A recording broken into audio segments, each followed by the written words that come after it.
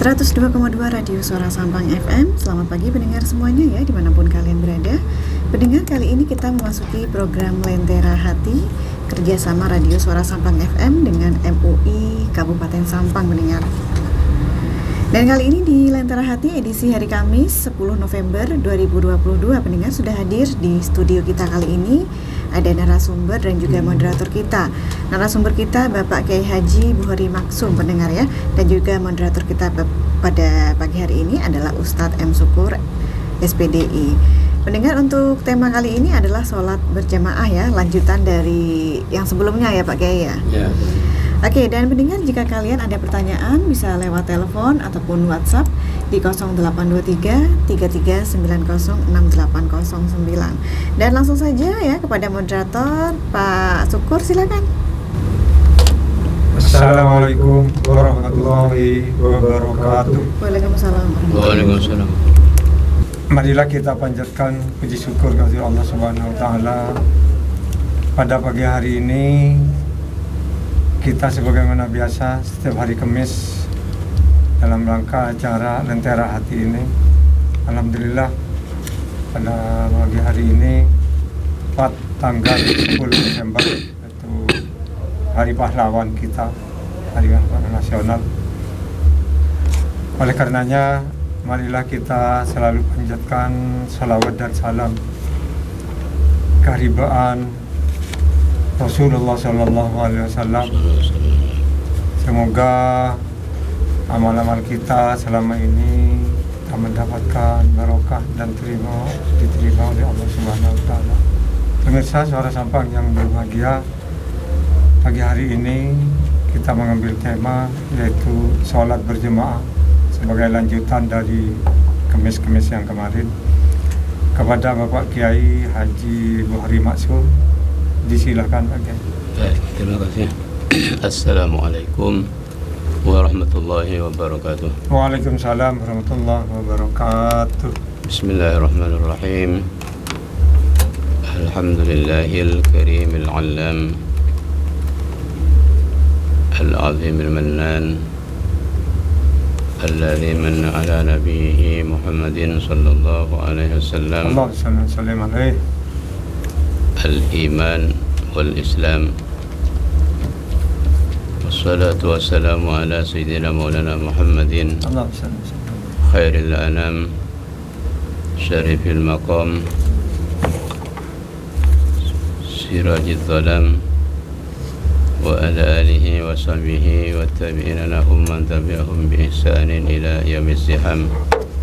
Subhanaka la ilma lana illa ma 'allamtana innaka antal alimul hakim. Rabbi shrah li sadri wa yassir li amri wa hlul 'uqdatam min lisani yafqahu qawli. Amma ba'du, hadarat al-mukarramin wal mukarramat wal mustami'in wal mustami'at, sekiranya mitra dengar Suara Sampang dimanapun berada yang dirahmati Allah Subhanahu wa taala.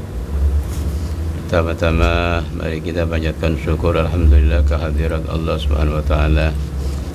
Pada pagi hari ini kita dapat melanjutkan kembali rutinitas kita, yaitu kegiatan acara Lentera Hati di Suara Sampang ini yang bekerja sama dengan kami MUI. Mudah-mudahan ini semuanya lancar dan mudah-mudahan suara kami ini dapat nyampe ke seluruh pelosok Nusantara melalui udara. Amin. Amin. Allahumma amin. Salawatullah wassalamuhu, semoga selalu teralirkan, tercurahkan, tertumpahkan secara langsung, secara spontan kehariban baginda Rasulullah Sayyidina Maulana Muhammad wa ala alihi wa sahbihi wasallam. Yang karena beliaulah kita mengenal yang namanya pengajian seperti ini, pengajian rutin yang selalu kita adakan bekerjasama dengan pihak Radio Suara Sampang. Insya Allah hal-hal positif seperti ini insyaallah tetap eksis ke depan ila yaumil qiyamah. Amin. Amin Allahumma amin. Materi yang kami ambil pada saat ini adalah materi lanjutan tentang salat berjamaah. Jadi ini mungkin sampai 5 majlis, 6 majlis atau lebih, ini masih lanjutan terus. Tidak apa-apa, yang penting orang atau masyarakat biar mengerti apa salat jamaah itu. Nyambung. Ini sudah 2 majlis, 3 majlis saya ini ya kami bahas ini. Ini sekarang untuk meneruskan lanjutan dari Kamis-Kamis yang lalu tentang fawaidu salatil jamaah, faedah-faedah dari salat jamaah, yaitu satu mahabbatullah, yang kedua izharus syiar, yang ketiga sekarang ini. Yang ketiga ini satu mudha'aful hasanat, mudha'aful thawab, yang kedua mahabbatullah, yang ketiga izharus syiar, yang keempat baru sekarang ini silatul arham. Jadi orang yang salat berjamaah itu begitu datang ke masjid atau musalla, itu sekaligus di samping taat ibadah kepada Allah secara langsung dan mendapatkan pahala yang banyak, itu di situ ada tambahan lagi namanya silaturahim. Ketemu teman. Jadi begitu kita masuk ke masjid, itu banyak yang kita bertemu dengan teman, bertemu dengan family, dengan guru, dengan siapa di situ. Makanya faedahnya salat berjamaah itu banyak, pahalanya ya karena itu. Sekaligus satu perbuatan bisa mencakup kemana-mana begitu, sehingga silaturahim itu dapat dilaksanakan secara kolektif di situ. Coba bayangkan kalau kita pergi ke rumah mereka masing-masing ini kan sulit, makan waktu, makan energi, sulit sempatnya. Alhamdulillah setiap waktu 5 kali kita dapat bertemu di masjid atau di musalla dengan niatan seperti itu, boleh silaturahim itu. Silaturahim sangat-sangat penting. Maka nanti dalam kita bertemu di silaturahim di salat berjamaah itu banyak hal-hal yang penting yang perlu kita bicarakan, perlu kita rembuk, perlu kita koordinasikan bersama, termasuk izzatil Islam wal muslimin, kejayaan Islam dan orang Islam di era-era seperti ini. Kemudian yang kelima itu faedahnya sebenarnya ala atawasi bil haq. At-tawasi bil haq, saling mengingatkan, saling berpesan satu dengan yang lain, satu sama yang lain, satu kepada yang lain, dalam rangka mengingatkan untuk bersama-sama menuju surga Allah Subhanahu wa taala. Amin. Karena kita tidak boleh berprinsip pokoknya saya, itu tidak boleh. Iya. Sebagian orang itu prinsipnya pokoknya saya taat, pokoknya saya ibadah, pokoknya saya baik. Tidak bisa itu. Kita semuanya ini dikena khitab dawuh Nabi SAW, man ra'a minkum munkaran, itu semua kena.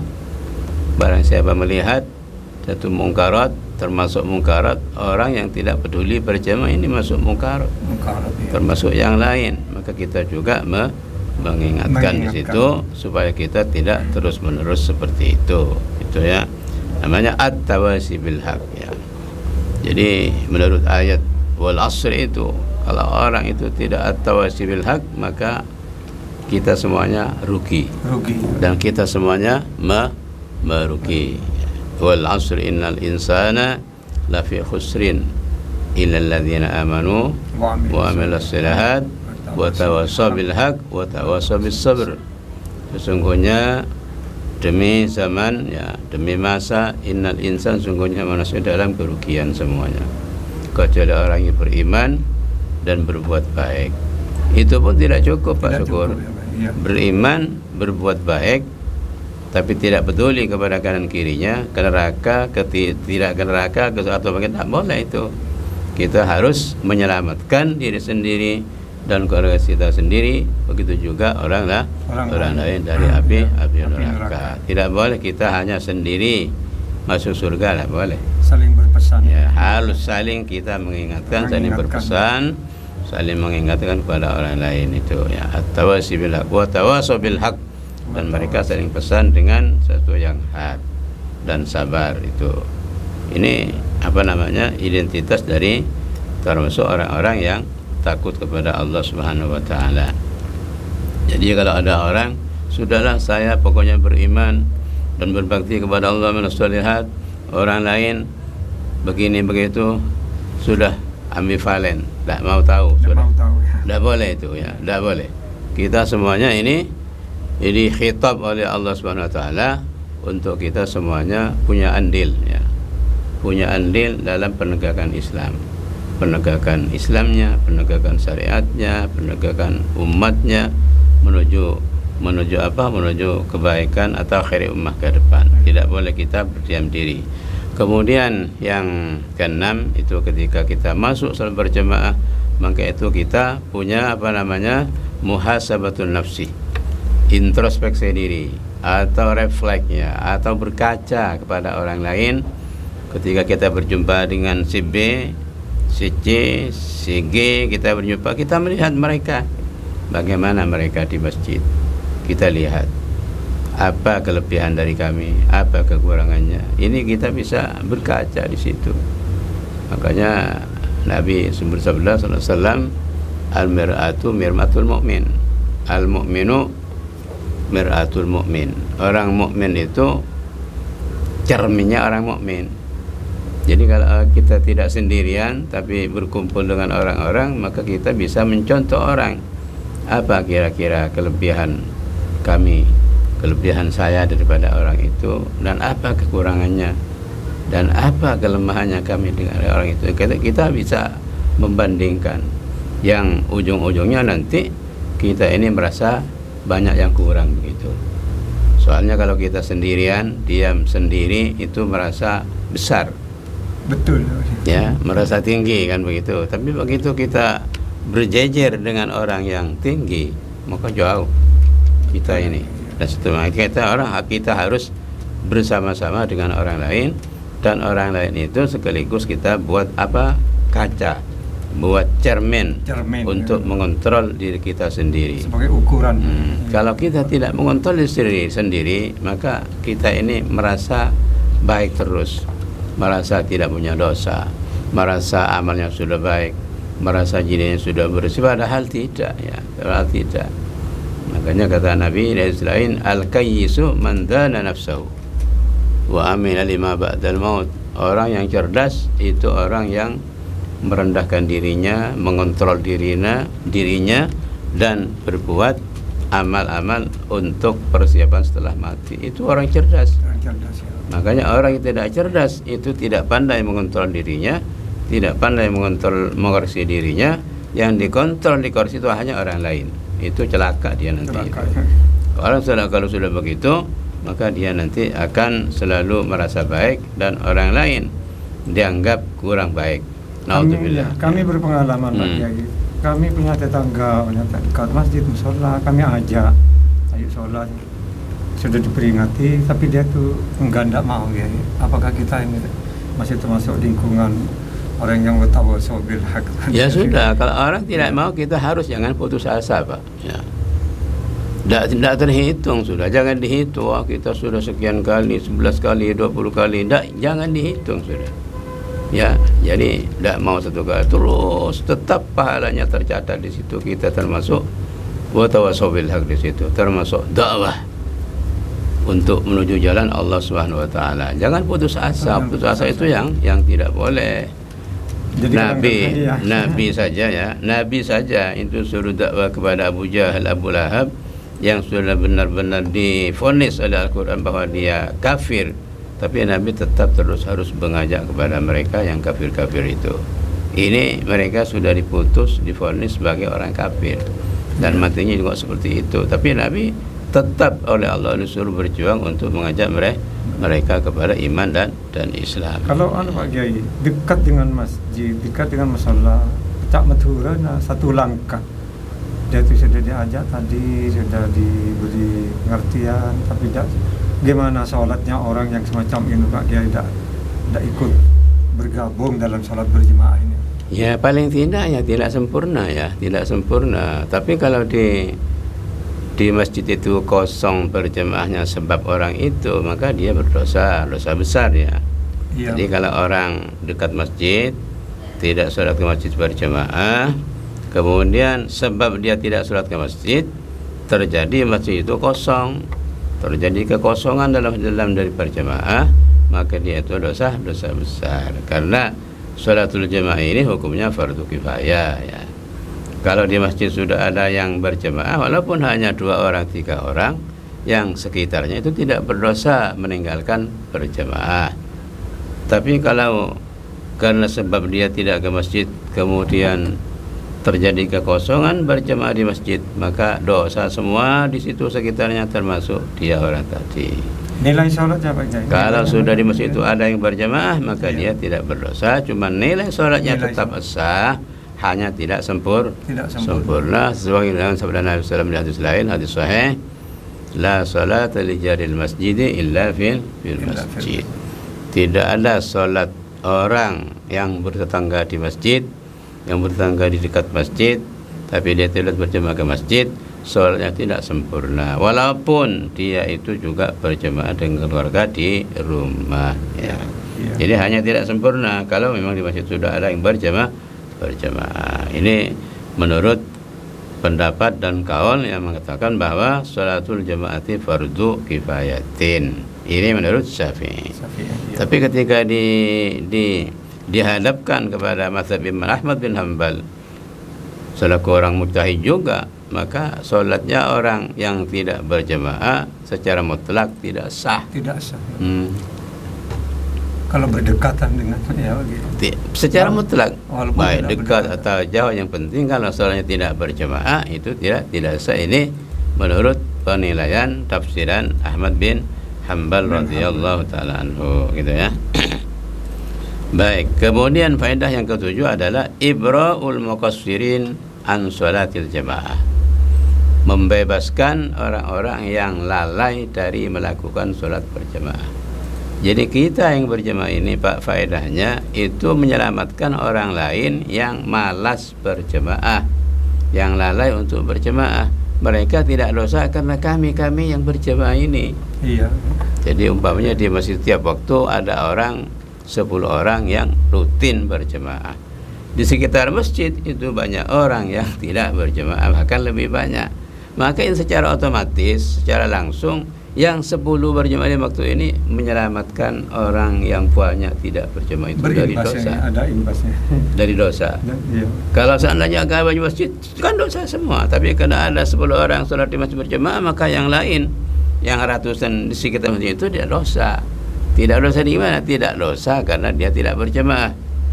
Gitu ya? Iya. Makanya di sini ibra'ul muqassirin an sholatil jamaah, menyelamatkan dan membebaskan orang-orang yang lalai dari sholat jamaah itu. Orang yang berjamaah itu membebaskan itu semuanya. Makanya ini pantas dan patut bersyukur orang-orang yang tidak berjamaah dekat masjid. Terima kasih kepada orang-orang yang rutin istiqamah berjamaah, karena mereka diselamatkan orang yang sholat berjamaah itu. Masih kebahagiaan. Itu ya. Iya. Kemudian yang ke-8 faedahnya itu muhafadzatus shalawatil mafruḍat al-khamsi, menjaga salat yang 5 waktu itu ketika dia berjamaah. Karena bagaimanapun Pak, orang yang salat istiqomah tapi dia tidak berjamaah, maka orang ini belum bisa disebut menjaga salatnya dan mendirikan salatnya secara baik. Betul ya. Iya. Walaupun dia sudah salat istiqomah di awal waktu, tepat waktu, tapi tidak sholat berjamaah, maka orang ini belum bisa disebut menjaga dan menegakkan sholat secara baik. Begitu. Iya, ya. Karena apa? Karena di antara syarat-syarat orang yang bisa disebut menjaga sholat dan menegakkan sholat ini ada 5. Pertama di antaranya, sholatnya harus dilakukan di awal waktu. Yang kedua, bersucinya harus bagus sempurna. Yang ketiga, harus sholatnya khusyuk. Yang keempat, harus melakukan sunat rawatib qabliyah ba'diyah. Yang kelima, harus sholat berjamaah.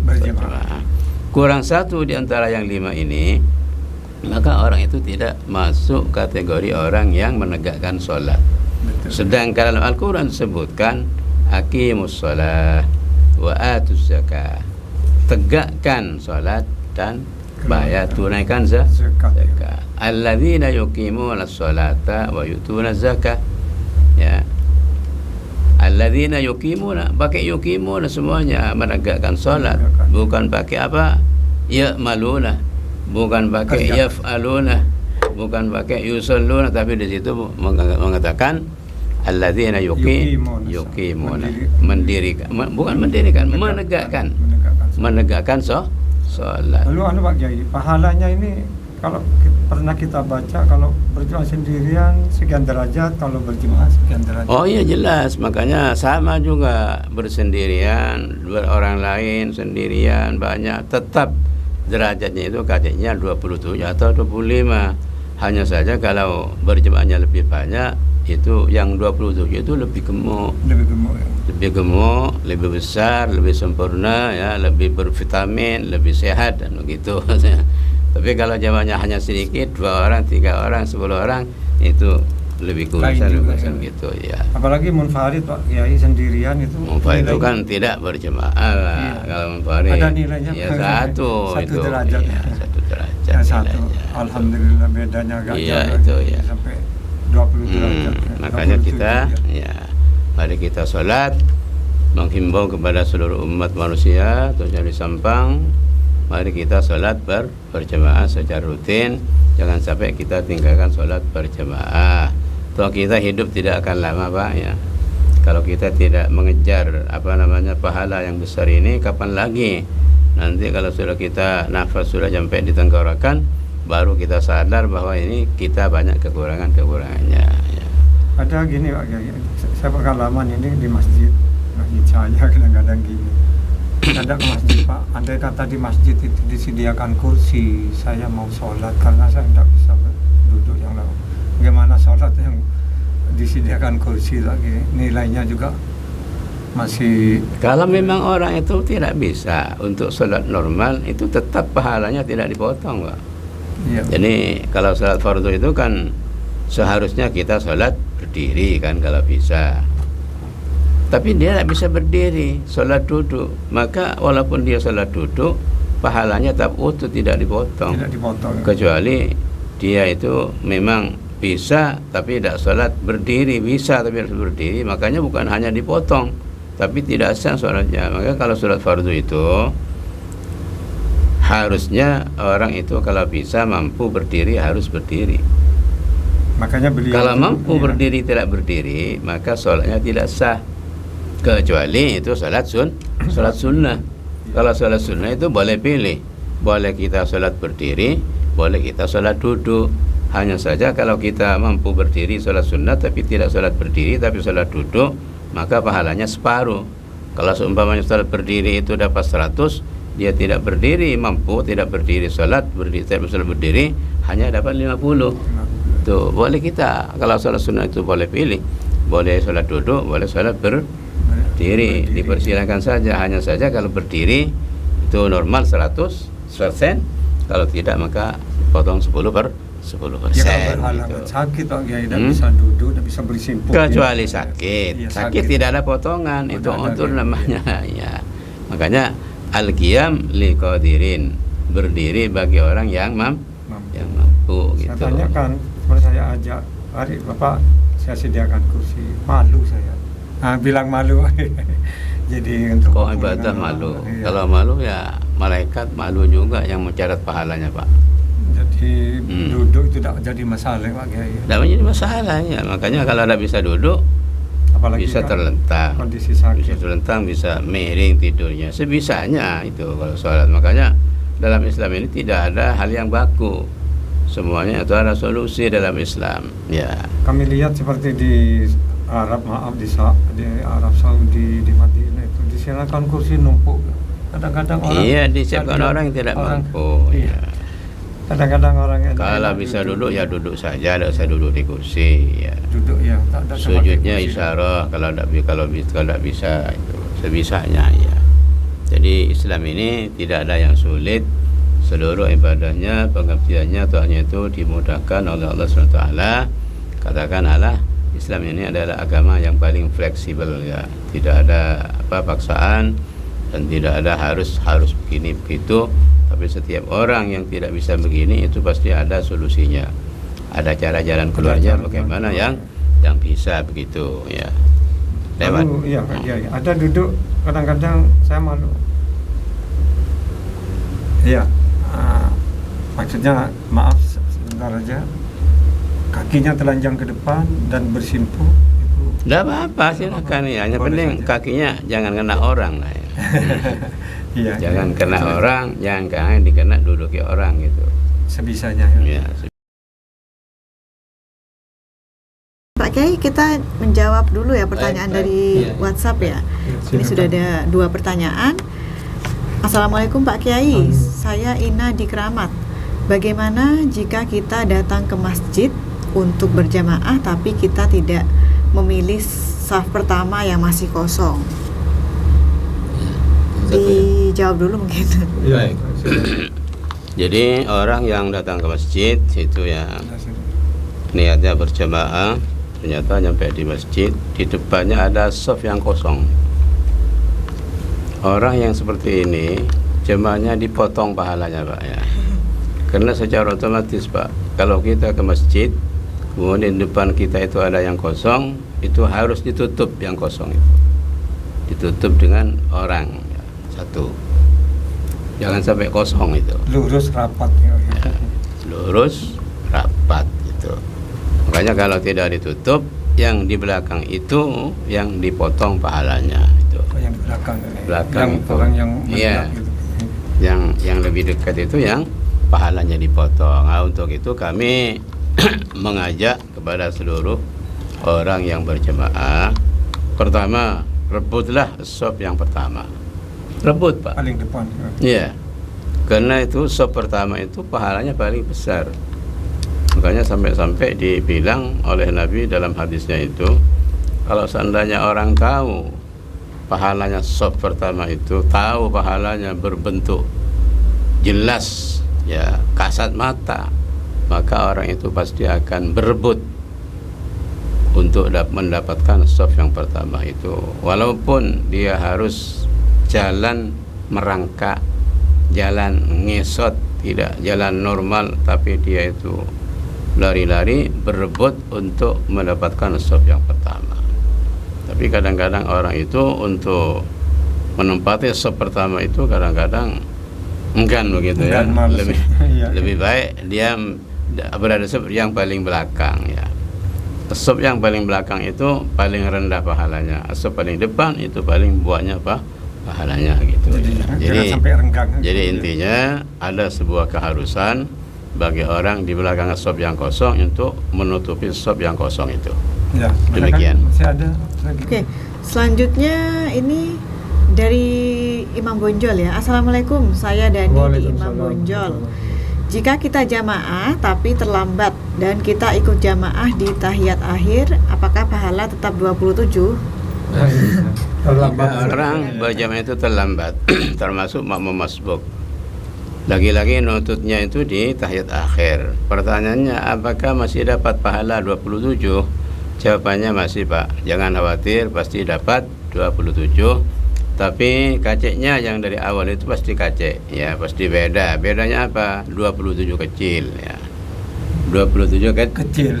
Kalau nututi dari awal itu besar, nututi dari 3 rakaat sampai 4 itu pasti bedanya seperti itu. Jadi ada kecilan, ada kecilan, ada kecilan gitu. Yaitu yang terakhir itu paling kecil. Yang nututi di tahiyat itu yang 27 paling kecil itu. Makanya diusahakan kalau orang berjamaah itu bagaimana caranya bisa nututi di takbiratul ihram dengan imam gitu ya. Fadilah itu, fadilatut taharrum ma'al imam kabiratun. Fadilahnya nututi takbir dengan imam itu termasuk pahala yang besar. Jadi lain Pak, dia nututi takbiratul ihram sebelum imam baca Fatihah, dia sudah takbir, itu taharrum ma'al imam namanya itu. Lebih pahalanya itu lebih besar daripada yang nututi setelahnya itu. Makanya diusahakan itu ya. Ya barangkali bisa Ya. dilanjut. Sudah. Silakan bisa dilanjutkan. Mas. Baik, kalau sudah tidak ada pertanyaan lagi, kami lanjutkan. Ya, sekarang yang saya bahas ini ada syurutul makmum, ya, syurutul jamaah, syarat-syarat orang yang menjadi makmum. Ya. Jadi ini nanti syaratnya makmum dulu, nanti baru syaratnya orang menjadi imam. Mungkin ini mungkin bersinggungan juga. Kadang-kadang syarat imam dan makmum itu bersama. Iya. Nah, makanya saya bahas di sini sekarang syurutul makmumi katsiratun. Syarat-syarat menjadi makmum itu banyak. Iya. Minha, sebagian dari syarat itu niyatul iktida lil imam. Niat bermakmum kepada imam. Ini harus Pak, niat. Jadi niat itu kalau bisa makmum, niat makmum itu disamakan dengan takbiratul ihram. Dibersamakan dengan takbiratul ihram. Dilafazkan apa dalam hati ya? Dalam hati Pak, dalam hati. Jadi niat itu bukan di lutut, bukan di mulut, tapi di hati. Selain diucapkan bisa. Oh juga iya, kalau ke mulut tak niat, yang niat hati, Pak. Hati, Ya, hati yang niat, bukan mulut. Mulut itu hanya membantu saja. Artinya kalau kita bilang usolli fardhu subhi, itu kata mulut. Kata mulut. Allahu Akbar, waktu bilang Allahu Akbar, maka kita niat salat fardhu subuh 2 rakaat. Makmuman itu niat jadi makmum itu tidak harus bersamaan dengan takbiratul ihram, bahkan sunnah bersamaan. Tapi dengan catatan setelah akbar itu langsung niat menjadi makmum. Niat itu kalau tidak niat jadi makmum, maka dia tidak dapat pahalanya bermakmum, Pak. Tidak dapat pahalanya berjamaah kalau tidak ada niat itu. Dan juga niatnya itu setelah takbir itu cepat-cepat, jangan sampai jaraknya jauh. Ya, kalau jaraknya sampai jauh, ini khawatir tidak sah berjamaahnya nanti. Allahu Akbar, dia tidak niat makmum sampai imam mau ruku baru niat makmum. Ini terlalu lama, tidak sah bermakmumnya itu. Makanya setelah takbir kalau tidak bersamaan dengan takbir niat makmum itu, maka harus secepatnya niat menjadi makmum. Niat tangan di bermakmum ya. Dada, ya. Tangan di dada, ucapan niat itu sudah selesai. Oh iya, tangan di dada itu kan sunnah saja Pak, tidak wajib ya. Jadi sampai kalau melihat orang tidak sendekap, tangannya dilepas ke bawah, ya tidak usah kita komplain lah ya. Kadang-kadang orang tidak ngerti sunnah, tidak ngerti wajib. Orang yang berbeda dengan dirinya itu dianggapnya divonis begini. Itu akibatnya apa? Akibatnya kekurangan pengetahuan. Makanya orang itu kalau makin tinggi, makin dalam ilmunya, maka makin sedikit menyalahkan orang lain, gitu ya. Ini niat sholat berjamaah. Perlu diketahui Bapak, kalau niat sholat berjamaah, setiap sholat fardu yang dimaksud itu tidak harus bersamaan dengan takbiratul ihram. Tapi kalau niat sholat berjamaah untuk Jumat, ini wajib dibarengkan, dibersamakan dengan takbiratul ihram. Jadi mulut kita bilang usolli sebelumnya, kemudian bilang Allahu Akbar, di waktu mulut Allahu Akbar, dalam hati niat saya sholat Jumat berjamaah atau makmuman. Makmumannya harus bersamaan dengan takbir kalau sholat Jumat. Kalau bukan sholat Jumat, ini tidak harus bersama dengan takbir. Setelah takbir dengan catatan tidak jaraknya jauh. Boleh itu. Boleh. Ya. Ini yang ke satu, harus iktida lil imam. Niat ikut bermakmum kepada imam. Yang kedua, tawafuqu nazmi sholatil makmumi wal imam. Cocoknya, samanya aturan atau hitungan sholatnya makmum dan imam. Cocoknya aturan bentuknya sholat imam dan makmum. Jadi kalau sholat imam itu ada sujudnya, ya sholat makmum juga ada sujudnya. Kalau sholat imam itu tidak ada sujudnya, sholat makmum ada sujudnya, tidak sah bermakmum. Contoh Pak, sampai nyalatin jenazah, Ada sujudnya enggak? Tidak ada kan? Ada sujudnya. Kemudian yang belakang itu ada yang makmum, kayak itu dasar itu, karena tidak cocok bentuk sholatnya itu kan? Makmum sholat fardu. Kalau gini Pak Kiai, Ya. misal ya kita kan mau jamaah gitu. Misal saya lagi sama ada ibu-ibu gitu ya, terus mau jamaah subuh, ternyata ibunya itu nggak pakai kunut, tapi kita biasanya pakai kunut, tapi kan sudah terlanjur jamaah, itu gimana? Tidak apa-apa ya. Oh, tidak apa-apa. Jadi Mengikuti imam kalau pokoknya. ada imam itu tidak kunut, ya sampai baca saja kunut, tidak apa-apa. Ya, tidak apa-apa. Kunut itu kan tidak harus panjang. Kunut itu menurut kita itu cukup dengan apa? Rabbana atina fid dunya hasanah wa fil akhirati hasanah wa qina adzabannar. Sallallahu alaihi wasallam Muhammad wa sallam, sudah rukuk, sudah rukuk apa? Sujud. Jangan terlambat Pak Kiai. Oh ya, kalau hanya Iya kan terlambat sudah satu rukuk gitu. sujud tidak apa-apa. Terlambat satu sujud tidak apa-apa. Ya, memang begitu. Jadi tidak dan begitu itu kalau tidak mau kunut apa juga. Kalau kunut itu sunnah tidak wajib. Hanya saja di mazhab Syafi'i, kita kena mazhab Syafi'i, bagi orang yang ikut Syafi'i itu disunahkan kunut di salat subuh setelah rukuk waktu i'tidal. Toh kalau imamnya tidak kunut, ya boleh kita kunut sebentar saja, pendek-pendek seperti tadi, atau tinggal secara total tidak apa-apa juga. Ya. Nanti setelah imam salam sampai sujud sahwi, diganti kunutnya dengan sujud sahwi 2 kali sujudan, doanya subhana alladzi la yanamu wa la yas'u, itu 3 kali doanya. Kalau tidak kunut, baik disengaja atau tidak atau lupa, bisa diganti sebelum salam setelahnya sempurna, terus salat apa? Sujud sahwi 2 kali. Kalau imam Syafi'i. Iya. Kalau kebalikannya Pak Kiai, makmum tidak berkunut, jadi kalau yang di depan imamnya gini semua, kunutnya siap, tidak apa-apa. Ya sudah, nunggu saja. Tinggal nunggu. Nunggu imam, jangan kemudian ya duluan, tidak boleh. Karena imam itu diikuti, bukan diduluin, bukan didahului kan. Nunggu saja. Kalau dia mana mau kunut, itu perbedaannya banyak. Kalau di Makkah waktu haji itu imamnya nggak kunut, tapi kita Syafi'i kunut semuanya dengan kunut-kunut yang pendek itu banyak seperti itu. Karena memang sana itu imamnya Hanafi, ada Hambali kunut, Syafi'i kunut, itu ada masalah. Jadi inilah di situ yang namanya toleransi ya.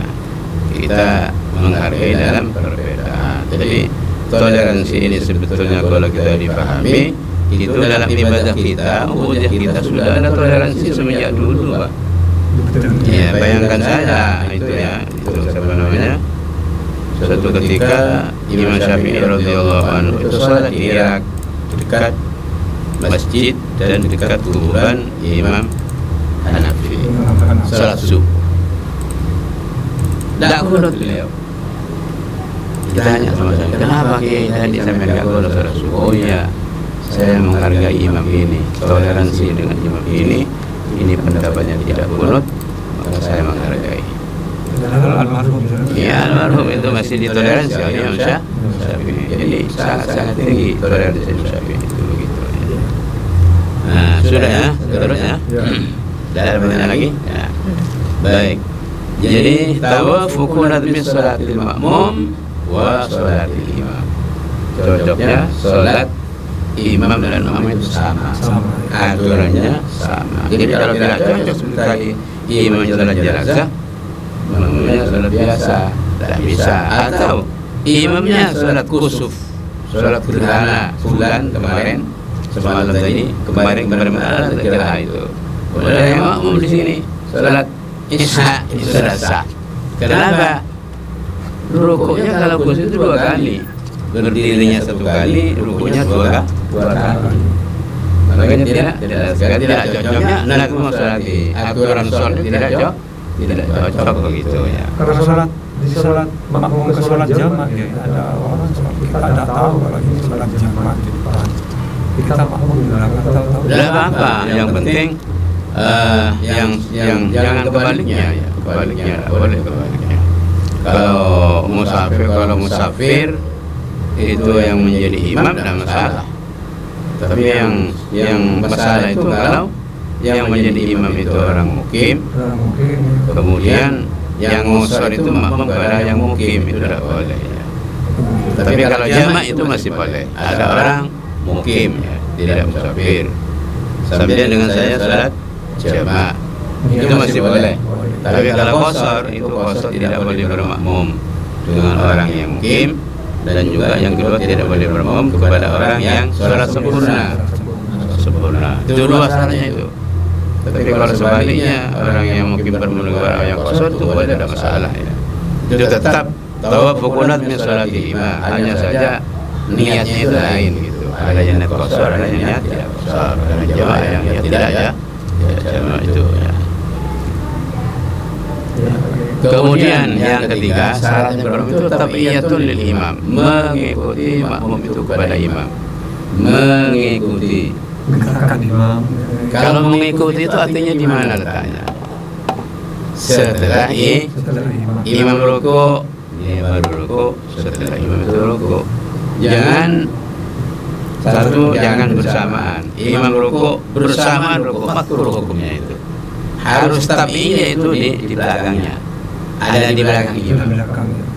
Imam sudah mau ruku, sudah hampir sampai di ruku, itu baru kita mulai.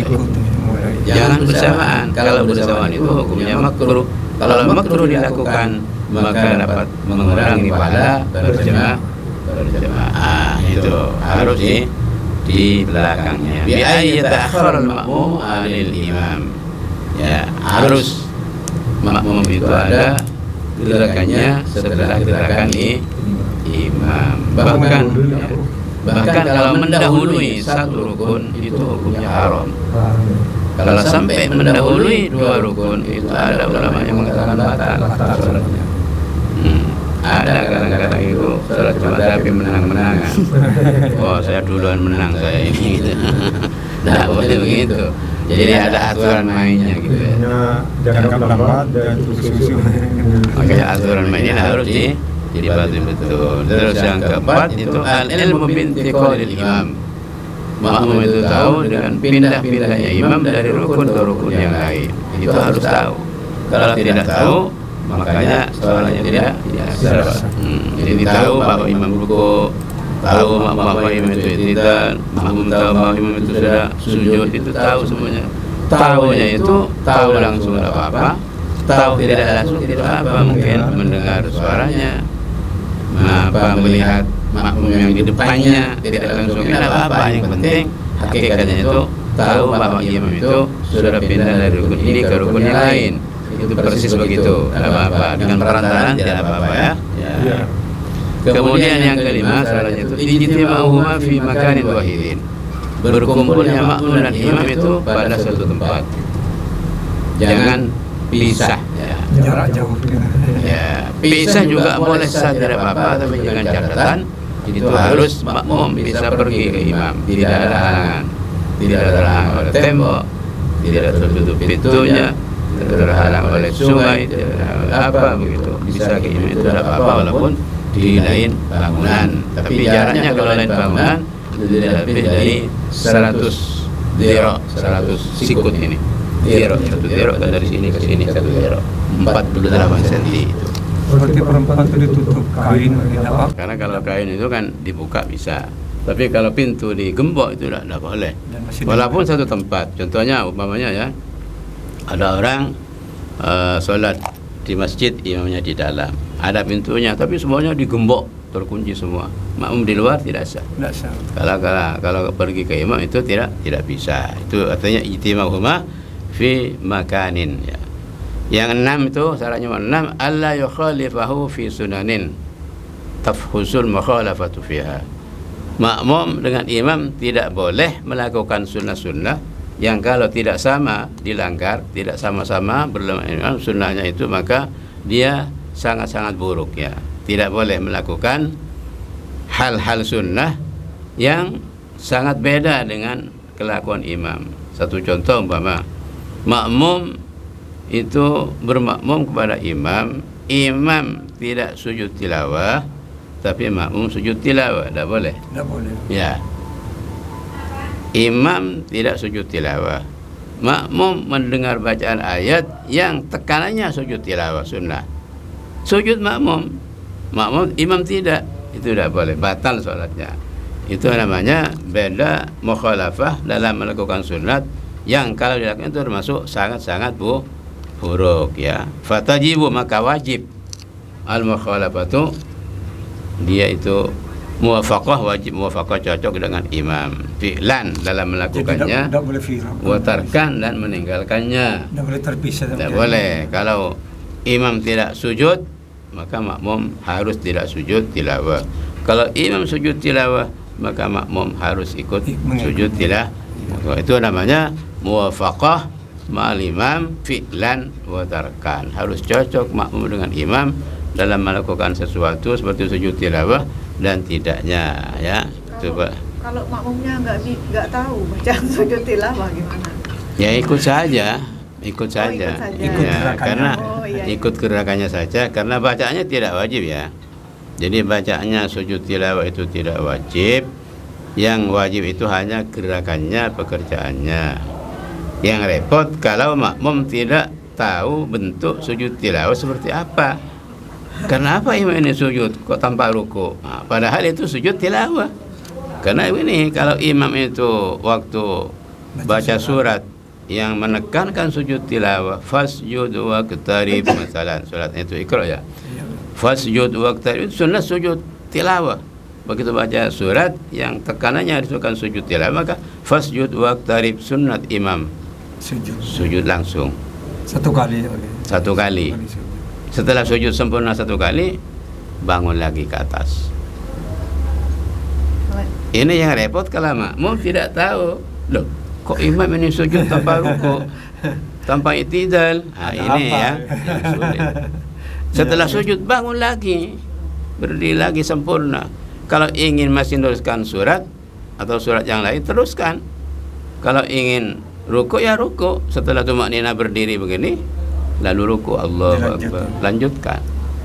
Ini yang repot kalau makmum tidak tahu. Loh, kok imam ini sujud ya tanpa ruku ini? Aneh sholatnya ini. Gitu. Lalu dia itu apa? Subhanallah, subhanallah, mengingatkan. Padahal imam sujud tilawah. Ini yang repot kalau begitu. Kalau maaf kalau ada makmum cuma berdoa Pak Kiai, jadi posisi ini imam, makmumnya di mana Pak Kiai, nanti apa? Kalau berduaan ya, makmum itu di sebelah kanan. Ya. Sebelah kanan. Di sebelah kanan, tapi jangan jauh ya, dekat-dekat saja. Yang penting ada di sebelah kanan. Itu aturannya seperti itu. Tapi tetap di belakang imam, boleh dempet ya. Oh, di belakangnya tapi di sebelah kanan. Saya pernah lihat orang itu sejajar. Sejajar itu makruh Pak ya, tapi sejajar tumitnya lebih mundur sedikit masih sah. Kalau bersamaan persis itu makruh. Kalau mendahului sedikit saja itu tidak sah. Sering ya. saya jumpai Ya. di masjid. Jadi hendaknya kalau sholat berduaan maka agak ke belakang sedikit dan ada di sebelah kanan. Kalau nanti ada makmum lagi datang di sebelah kiri. Kalau ada kesempatan mundur satu langkah, kemudian nanti merapat keduanya menjadi satu soft itu. Itu aturannya seperti itu. Ya. Kan Pak Kiai. Sudah selesai. Cukup ya? Ya, cukup. Oh, sudah sampai jam 10.